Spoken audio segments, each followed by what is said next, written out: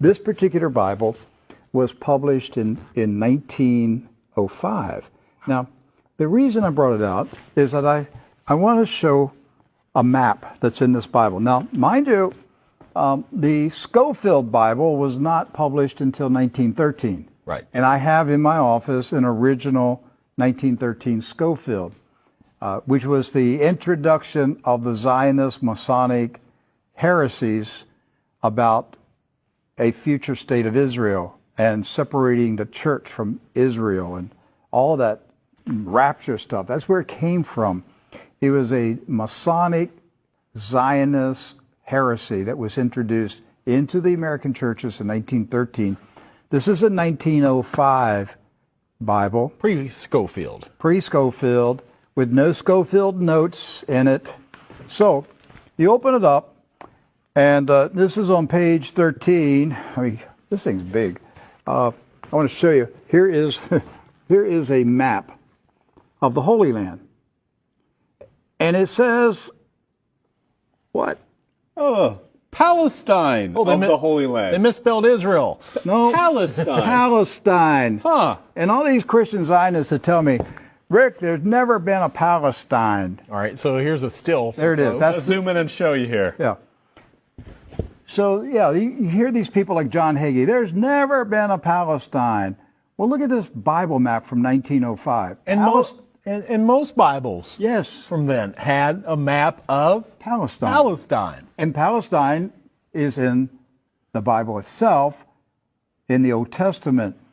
So we're showing you this just because I'm trying to break through the propaganda, the confusion, the lies that the Zionists have implanted in millions of minds of Christians in America and told them there's never been a place called Palestine. But I have a map, Rick. Right there it is. So, with that in mind, do you know who lived in Palestine? Palestinians? Palestinians. I got that one right. Palestinians. And Palestinians were Jewish, Christian, And Muslim. and Muslim. Right. They weren't a particular faith. They were citizens of a particular country. Palestine. Palestine. They were all Palestinians. Yes. Jesus was a Palestinian. Look at this. Okay? So Israel has never meant a political country. It's always meant the people of God. Yes. The called out ecclesia, the people of God. That's what Israel means. It's not a political country. With that in mind, we're going to show you some of the scenes of the violence that's taking place in Palestine this week, because here's what's happened following the 1917 Jewish Bolshevik Revolution in Russia, where the Jewish Bolsheviks went in and slaughtered the Romanov families in a satanic ritual, imposed communism on Russia, killed hundreds of thousands, literally millions of Christians, hundreds of thousands of Christian Orthodox pastors, and burned their churches, and just a horrible attack on the Russian church in 1917 and afterwards. Then they began to infiltrate Palestine in the 1920s and the 30s. In the 1930s, there was a congressman in Texas, Lyndon B. Johnson, and he was smuggling guns and rockets and grenades from Texas to Palestine, putting them in the hands of the Jewish communist terrorists that were infiltrating Palestine. There was no Israel, no state of Israel. It was Palestine. And they crow about that. That's not a conspiracy theory. That's right from the Lyndon B. Johnson Library. The crates were marked Texas grapefruits. The grenades, they were shipped as Texas grapefruits. The same grapefruits that blew up the King David Hotel. Right. So to the 1920s, the 30s, and into the 40s, the European Ashkenazis invaded Palestine, infiltrated.